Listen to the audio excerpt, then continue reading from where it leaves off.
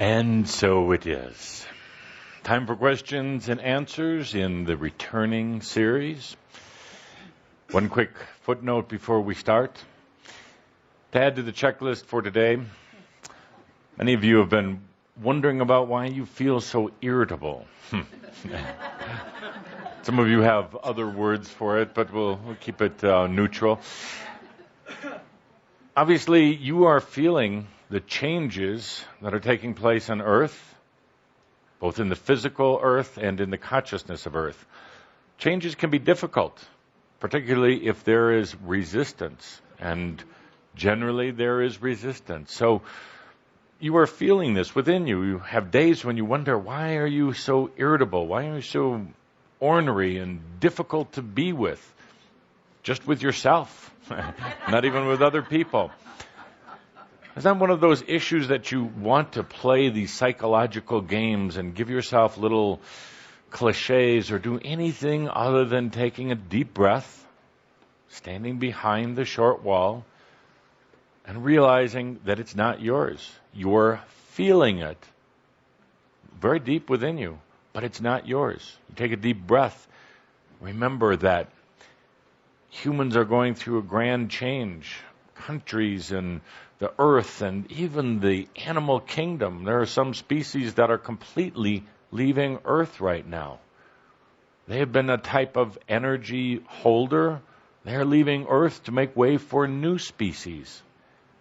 New types of what you would call the animal forms and the plant forms. So it's not necessarily about the endangered species and for something the humans did wrong. There are some that are just choosing to leave.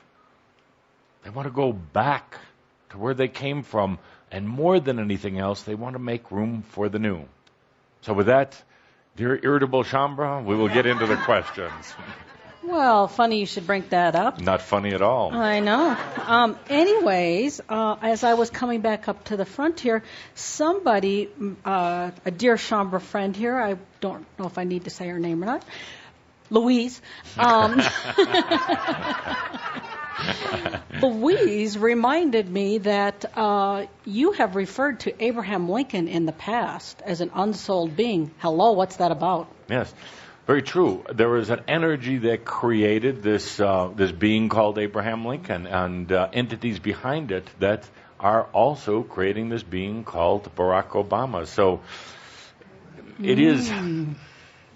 We could talk at length about this. It is it is an unsouled being. There are many energies behind it. We've also talked about things like St. Francis of Assisi and Yeshua and others who come back to Earth as a collective consciousness at a very important and appropriate time. So you're seeing that, experiencing it once again in your lifetimes. And guess who's behind this energy? St. G.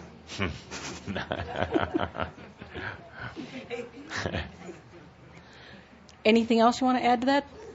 So, does this mean that Barack Obama is an unsouled being? You don't want to go on record with that? We don't want it to go out as that. It is the consciousness of this Abraham Lincoln, supported by consciousness of many others. You will understand during the shout that I was saying that it is not just Barack, but it's about the energies that are supporting or actually creating this entity, but with a very strong reference point back to Abraham Lincoln.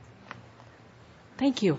So I guess you could say, look beyond the obvious, look at what is really happening. This is the big picture, that it is a consciousness that is creating this entity.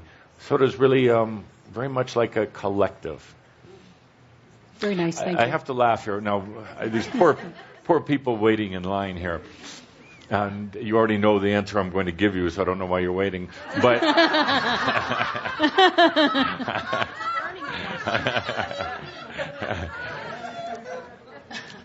these are phenomenal times that you're living in. And when you take a look at how this being, this entity of Barack Obama is being created, and I don't want to get into a lot of the specific energies behind it. We'll do that perhaps in our next shout.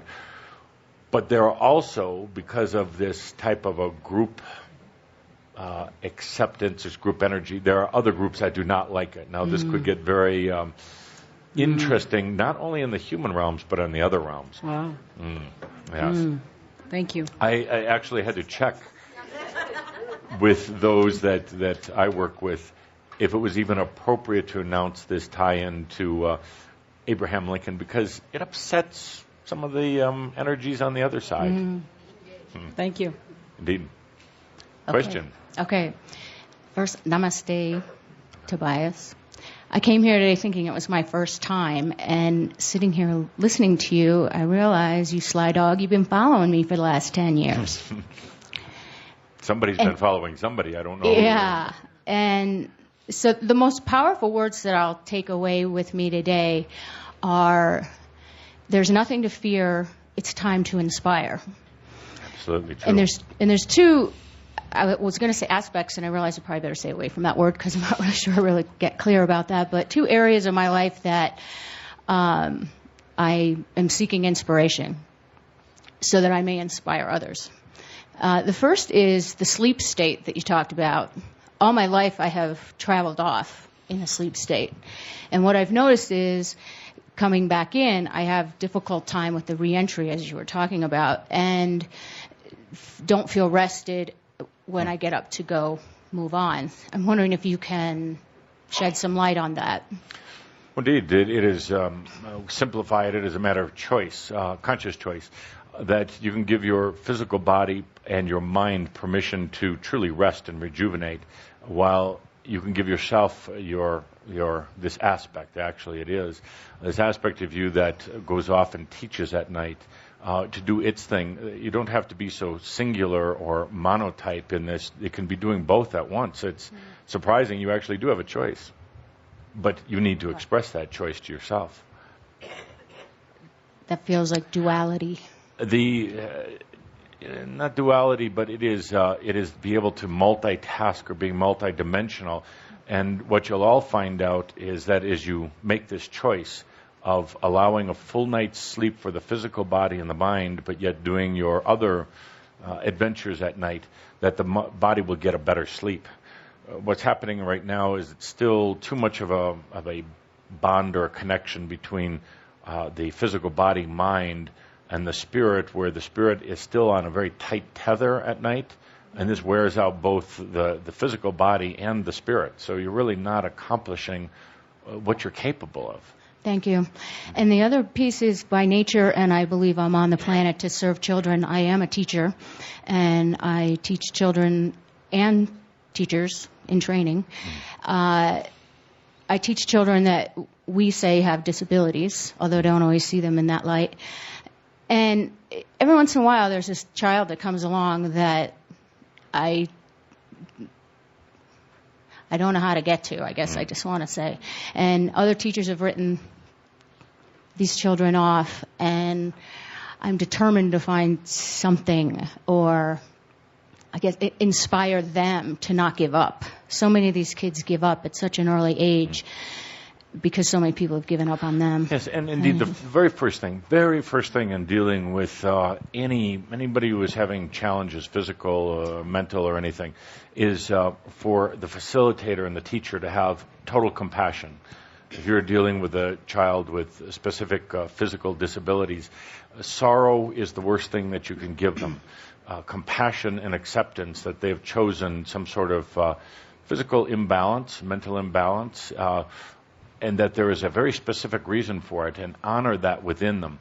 Honor it from your namaste, your God within to their God within, rather than human to human.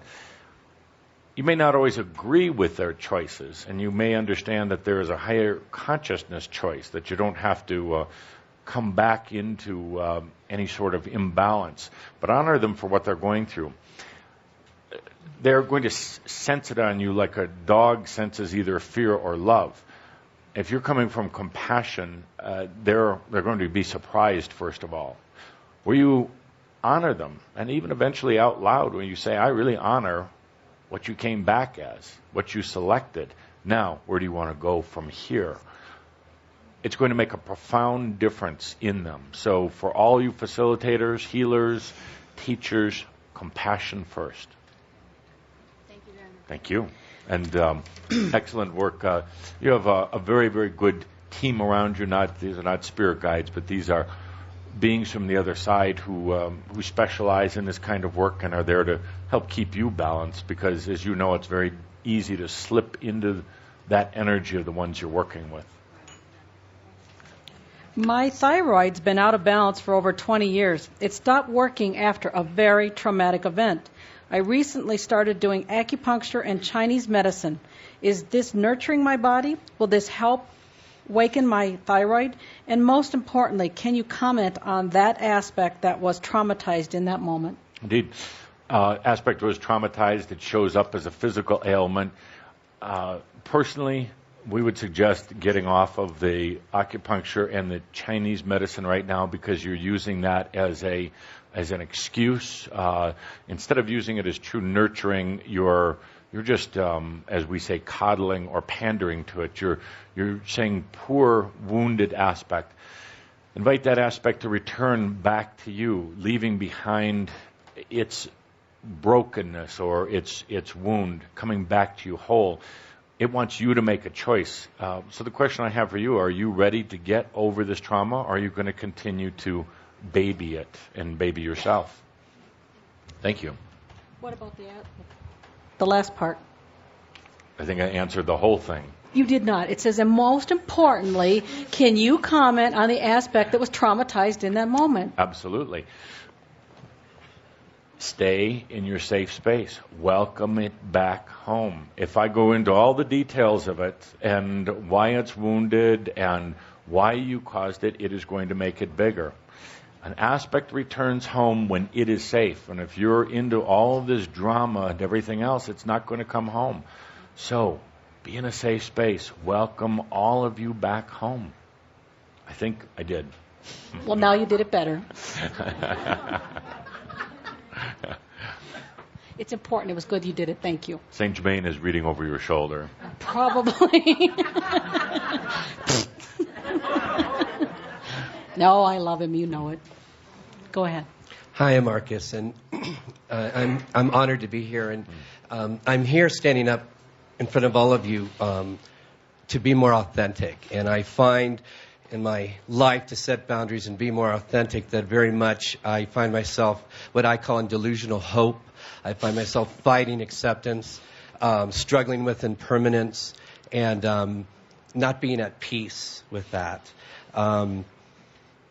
So I'm just, looking for, encouragement, wisdom. I'll share with you that as I become authentic, I'm fired from the job. I can't be compassionate with everybody. I pick and choose, I want to get married, so it's like, if you're borderline a narcissist, please don't take my number, So I'm learning a little, at a time.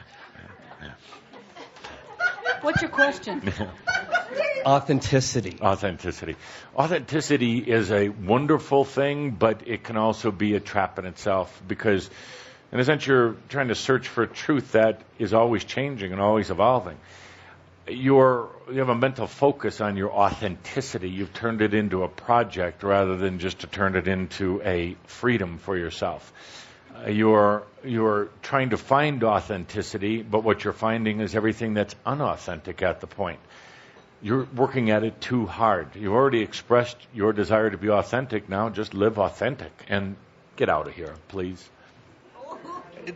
Well, in terms of feeling my feelings, that's an ongoing project. I'm wondering about silence and quietness and an incredible not speaking up to the moment where there's a dysfunctional passiveness.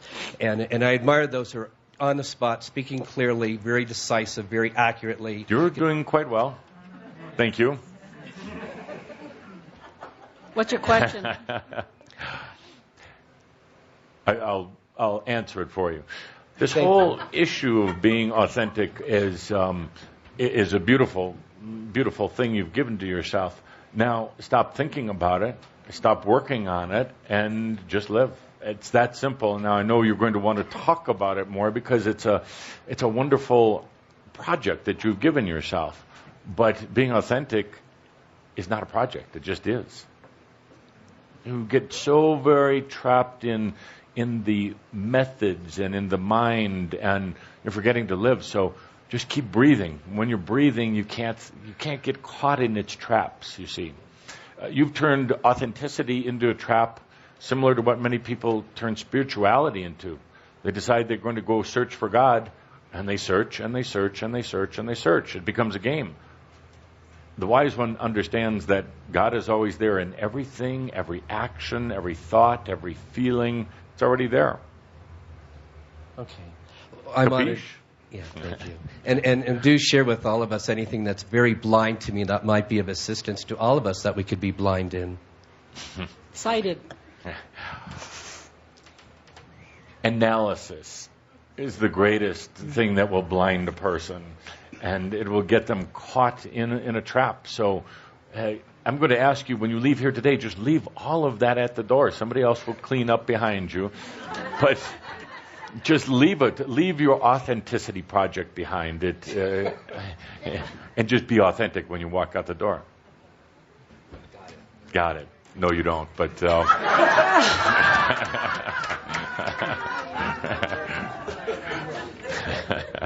come back in a month or two. I will. Okay. Bet you will. I seem to be stuck in an awful mortgage. The rate has adjusted and has gone to a ridiculous height. Is there any relief in sight for me and for all the families facing the same situation? How will the new energy consciousness coming in affect the whole housing industry? I won't get into my personal details here, but would just like to know if there is a light at the end of the tunnel here. Thank you. We could do a whole long session about this. I'm going to try to answer it very succinctly here. This has to do with energy flow, particularly on a financial level, and opening some valves, allowing a tremendous amount of energy flow out. But in a way, it was somewhat artificial.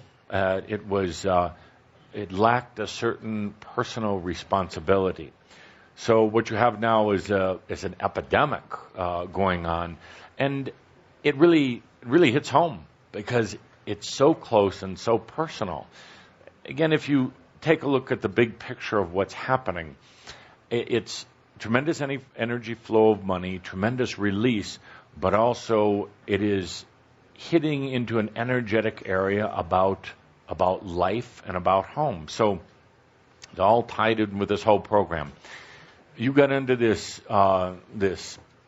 train, this whole program, along with mass consciousness, and you felt that it was important for you to feel the energy of this whole mortgage epidemic that's taking place, that is also helping to reshape the whole financial system worldwide. So remember, it's not about you. It's not even about what's happening just in North America, but it is reshaping everything in the world. You decided at some level to take this on personally so you would have empathy and understanding. Now it's time to let that go. Remember, it's not about you. It's not about your lack of ability to handle finances or anything like that. You did what you felt was important. You dove deep into this energy. You can just as easily dive back out of it. You learned what you needed to learn. So, you say, but now what should I do? Just stand back. Stand back. Watch what happens. Expect, in your own personal case, expect the unexpected. Give thanks to yourself for being part of this process, because it is literally changing and will change the world global situation in the next few years. It's calling for reforms not just about mortgage and not just in the United States, but worldwide. The banking systems worldwide are very crude and very old energy, and we're held in power by a few, not the many. It can't endure anymore. It has to change. We're not saying anything specific here other than there are some who will resist the changes, saying it's a conspiracy for a global valuation. But isn't it time for a true value in global finances, no longer held in just a few spots? Thank you. It's not about you, is what I'm saying. I want to make one quick comment. I tease and kind of carry on with Saint Germain, but he knows I love him, that it's just joking, and he jokes with me just as hard. He knows, right? Indeed. Okay, I want people to be sure they know that. Indeed. Thank you. He's afraid of you, actually, he just said.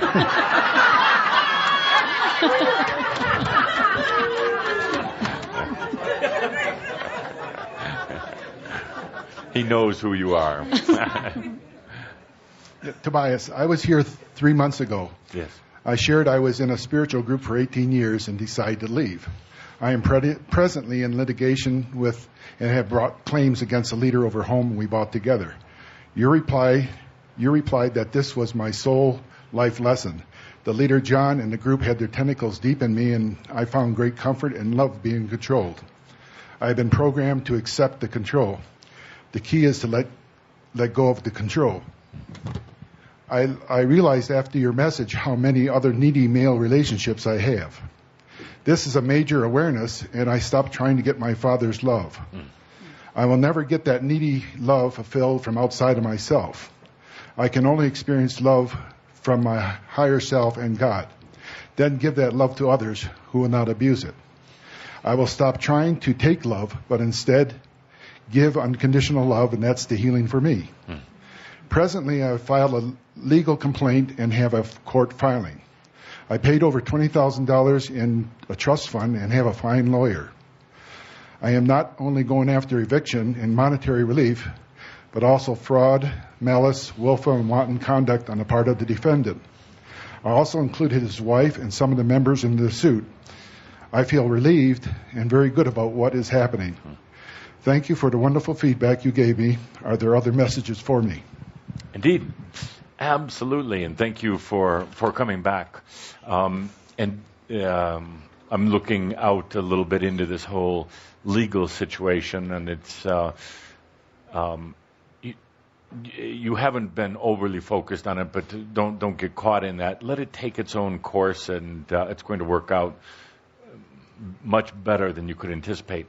But back to the real issue about the needy love and the having an agenda on the love that comes back to you, because you had the agenda about your own love with yourself, so you were just manifesting it outside of you. So you've allowed this tremendous energy change, and I know it was difficult at times, sometimes very physically difficult. So let's do something here with Shambra. It's just as important to accept love as it is to give love. And we hear from your heart that you want to radiate love, but can you just accept love without agenda? Just accept it openly and freely, without trying to hold it off, without trying to manipulate it. So I'm going to ask you to stand there for a moment, and for all the Shambra here, all Shambra listening in, to just love you. Just love you unconditionally, and to accept it into yourself.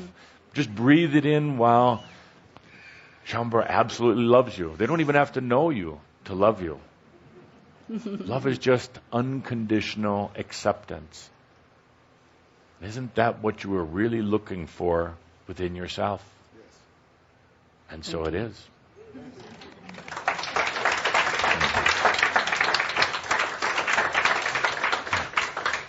The other day I was a bit surprised to feel an enormous bump at the back of my skull towards the top.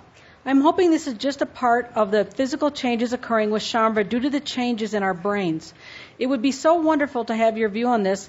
Not so much that I'm worried about it. It would be very encouraging. My memory loss is so great, and this would be real evidence for myself that positive changes are happening and it's all worth it.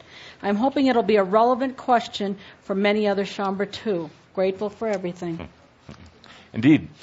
And I'm going to have to argue a little bit with Caldra here, and possibly Linda, about medical advice. So I'll preface by saying what Caldra wants me to say. I am not a medical doctor, and I'm not licensed to practice medicine, and yada, yada. Okay, that being said, actually what we have here is a energy that is trying to release, and it's energy in the body, mind, and spirit. All needs to flow, just like water flows through a pipe, just as a river flows down through its banks. Energy needs to flow. And as any of you go through the conscious releasing of old stuck energy, particularly as some of you go back and start dealing with your aspects, that energy becomes open again. It starts moving. But sometimes there is another layer that will keep it in and try to suppress it. And particularly here, energies that have gone very mental. So what you have is literally some energies were released, but now they're trapped in a very specific spot in your head. That's going to cause some long-term problems unless you release that energy in some other ways. You can do it through, as you all know, breathing. You can do it through getting the body more physically active than what it has been, because the body is amazing. It knows how to process, release toxins and stuck energy. It will know what to do. But you have to give it permission to do that. And sometimes it needs your conscious physical participation. Even walking or doing Tai Chi or things like that, keep the energy moving within. So work on these things and work on letting that, you see, some of these old stuck energies can move out through your pores. They can be released through the bowel system and the urinary tract. Some of them just kind of evaporate out through you. So if this issue here with the head continues for more than about, let's say 14, 15 days from this time, there is something truly stuck there. And you're probably going to want to see a medical professional to make sure that it's not causing long-term damage. In the meantime, we would suggest the breathing, the physical exercise, or working with a good facilitator who knows how to get through some of that stuck energy. Okay, we're past our time, but there are at least 3 or 4 more questions. Indeed. If we continue with them, will you Didn't we say time is nothing anymore? Coder has a different idea. Could we be, so just realize we have 4 more and we're past our time. Indeed, so 4 more. Good, so be judicious with your. Yes. Yeah, thank you. Really appreciate it. Greetings, Tobias, and thank you so much for the information. And in today's channel, I have one quick question for you, and that is that I started a new business this past month, a new energy business. It's definitely my passion, and I'd like to know if you have any words of wisdom for me. Indeed, we're looking into your business.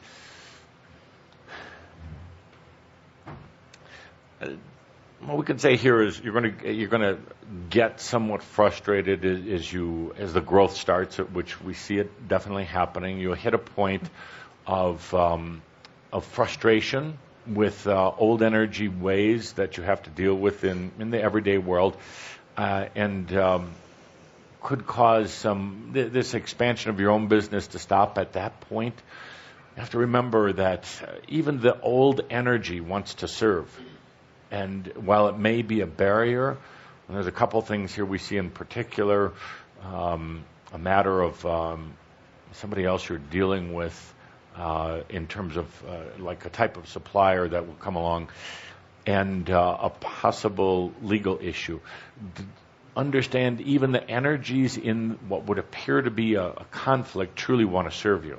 So you've created this kind of setup for yourself to see if you can handle old energy conflicts in a very new energy way. Not a major deal here, but a few things that we see. Okay. Thank you. Okay. Hello. I've been waking up at 3 a.m. in the morning very often lately, probably for the last month. Welcome to our club. Okay. And I've been overridden with a feeling of fear or fear of the future. I was wondering if you can tell me what that's all about. As dear Linda said, welcome to your world, all of you. Absolutely. What's happening, and it's actually a very good question. You go off into dream state, and there's a variety of things that are being done. As we mentioned, doing teaching work on New Earth.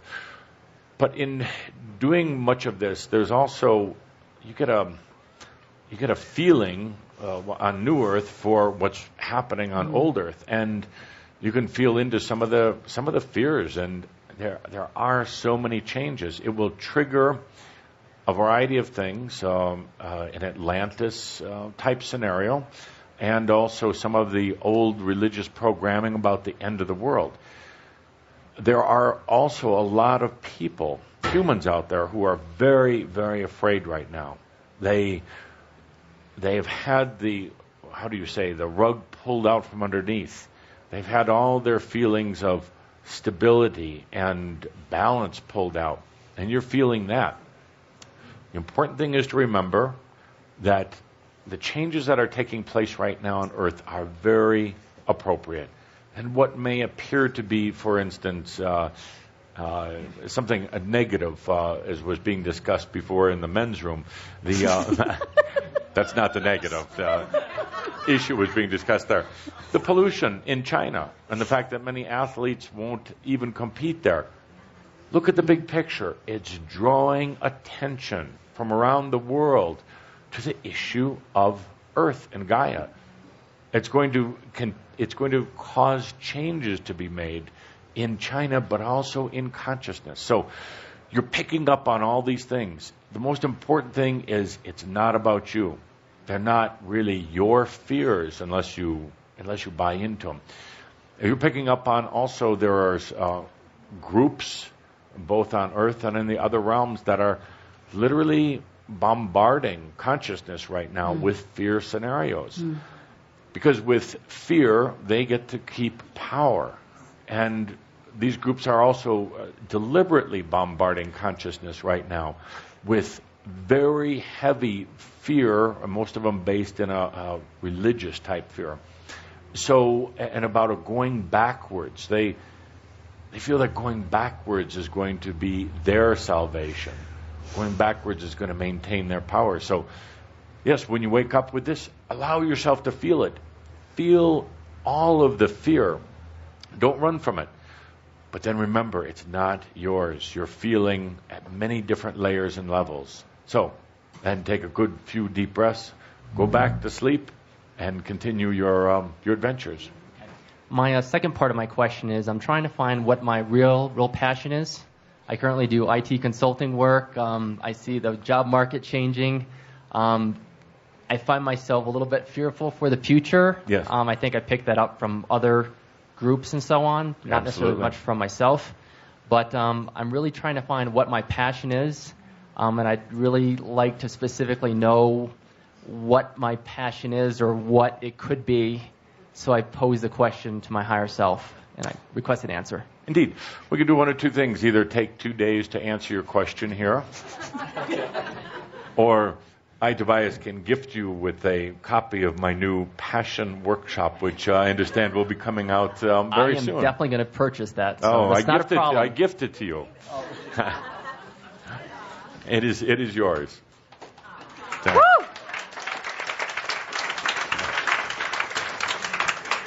Is it also possible to ask can you get a more specific answer?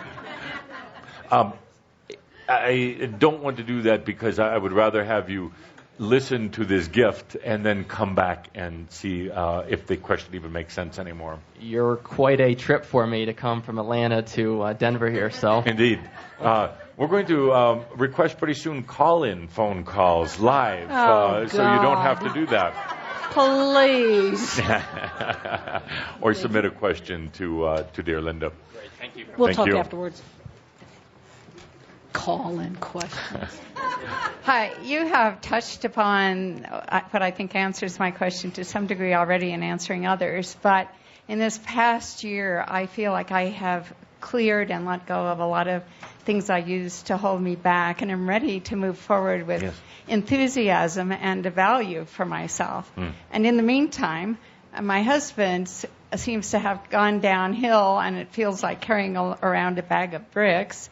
And my job, which is in an old energy system, is becoming more and more overwhelming. And I'm certainly willing to use this as my next step of growth, but yet want to do it in an honorable way. What's your question, Cindy? And so my question is, just information on the best way to work with that. Indeed.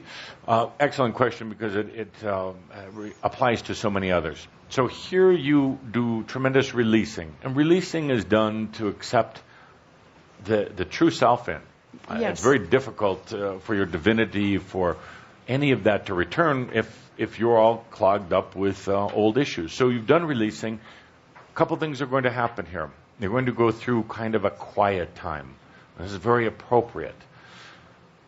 In the quiet time of your life where things kind of settle down and you may even be a little bored, it's rebalancing you on many different levels.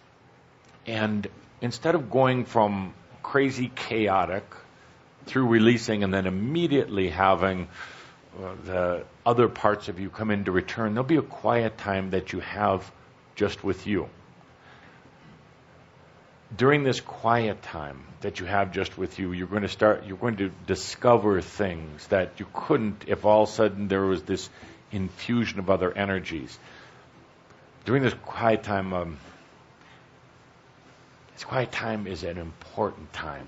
Now, but an odd thing happens here. As you start releasing, your energy field, your level of consciousness change.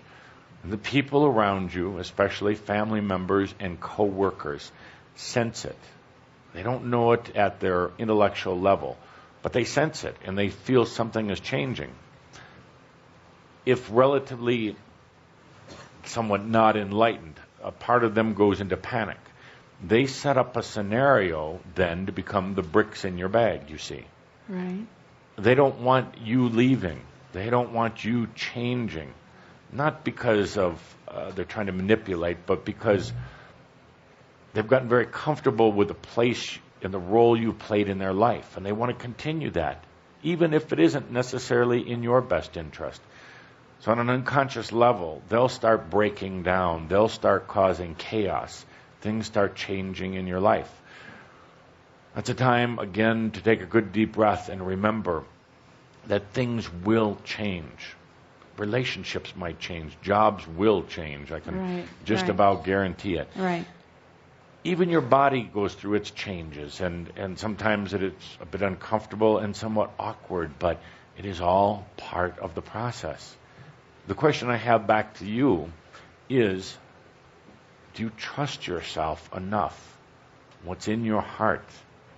What is your choice to allow anything to happen? Anything.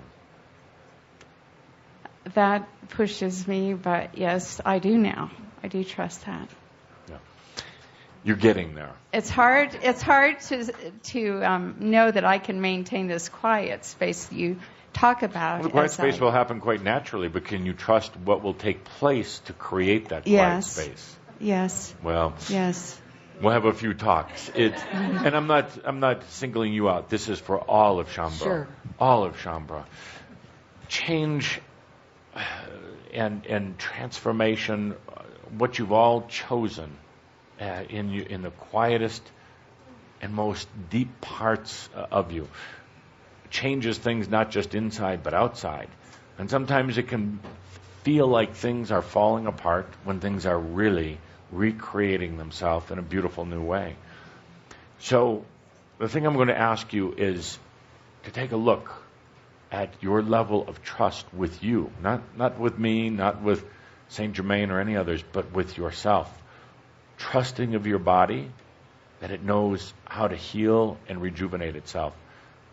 Trusting of your mind, that it knows how to always come back into balance. Trusting of your spirit, that it is you. It longs to return to you. And trusting that nothing on the outside can interfere with you, that it's all happening within. So it's a tremendous issue of, can you trust yourself to go through this process? Thank you very much. Thank you. Okay, it's past 5:30, but I would like you to do 3 more questions, Reader Digest version, though. Okay, Barry, can you do that? Could we try that? Indeed. Because it's late, but Jeff will be okay too, right? Okay. Thank you, Tobias. I'd like to ask about the crop circle that appeared in South Korea in June for the first time in Korea. Yes. So I know that the crop circles are appearing around the world, not just in England, and I'd like to know the significance of the crop circle appearing at this time in that part of the world. Interesting, yes. A very succinct answer here. Crop circles are energies, and I'm going to put it in very simple terms, energies from the order of the arc. Basically, it's a type of reflection of human consciousness, but also energetic symbols from this order of the arc, which is the gathering of the archangels representing all of the spiritual families. They don't hold power in themselves, but yet it is a phenomenal event when they occur. It is a message to humanity, whether people truly know how to decipher them literally.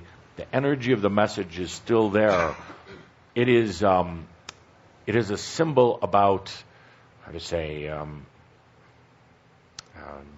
trying to think very succinctly.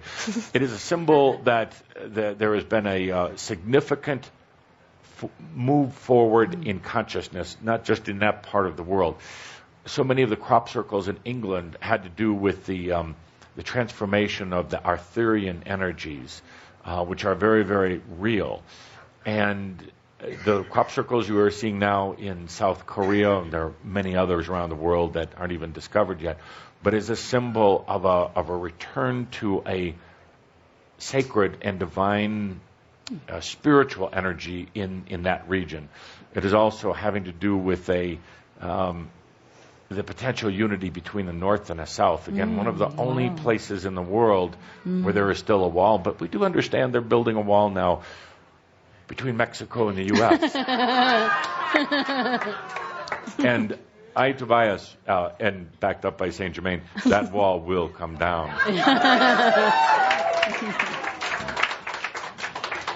Thank you for taking my question. Yes. My husband and I are going to be starting a family, having a child next year. And how do we best prepare our lives and my body for this transition? I'm going to gift you with Saint Germain's Dreamwalker Birth course. Just see Linda afterwards, and it'll be shipped to you immediately. But Nice. now we're going to have hundreds of people every month in line. Saint Germain goes in here into detail in this course about it is birthing by conscious choice. Your conscious choice, and as well as the entity on the other side. There are. How much do you want me to go into this? You already give her the kit; she'll be fine. There are four entities right now that would eager to come in through you, and you don't have to bring them all in, by the way. There are two connected by previous family, which you call ancestral karma. Two that are not. Two that are crystal, actually, never been on Earth. So now it is about conscious choice here. You may even want to work with one of the doulas that has taken the course and has worked with others. They get into a variety of things about the conscious choice, about connecting. You see, the process starts long before, when you conceive the baby. And there is a clear connection that continues on, even for very sacred connection that continues on even after the birth of the child. So we see it wonderfully, and yes, we'd love to gift you with this Dreamwalker Birth. Thank you. And now I'm looking here, and there's actually more gathering around that would love to come in as we're talking. The word went out. You're going to be busy. The word went out. The word is out. The word is out. Target mother. Last question. Indeed. Actually, I have 2 Reader's Digest versions. First one, I have a sense that my body has a lot of toxic metals in it and needs to be cleansed. Do we have enough magic in us to do it through just water and breathing, or is it necessary to do cleanses and get assistance from practitioners? The answer can be both. Always start with the process that your body knows how to cleanse itself of these things. Your body then may tell you, whether it's talking to you or showing up with different visible signs, that some outside assistance would be helpful, but always start with taking responsibility yourself first. Excellent question. So many of you have had not just heavy metals, but some chemicals and other toxins, and your bodies knew how to keep them relatively stable, but now your body would like to get rid of a lot of these. And don't get into panic about it. It's your body really does know how to adjust to it, but start with taking responsibility that the body knows how to cleanse it. Now, if you have a persistent physical issue that starts showing up, that means sometimes it's good to get some outside assistance. But understand your body does want to clear itself of these things. Thank you. The second question is, I do work with a lot of people on food and health and weight issues. Yes. And I have a lot of people on a lot of medications and who are overweight. And my question is, can they trust their bodies at this point, or are they out of balance? They don't trust their bodies. That's an issue. They don't trust themselves. They don't trust their bodies. They don't trust you. They don't trust anyone. And so they have very wounded aspects of them. So have you considered changing careers?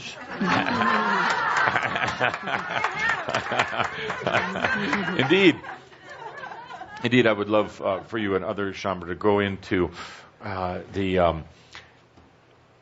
I have to be careful of my words here, but it's a new energy psychology. You start dealing with aspects, and you start understanding the wounds and what causes the level of mistrust.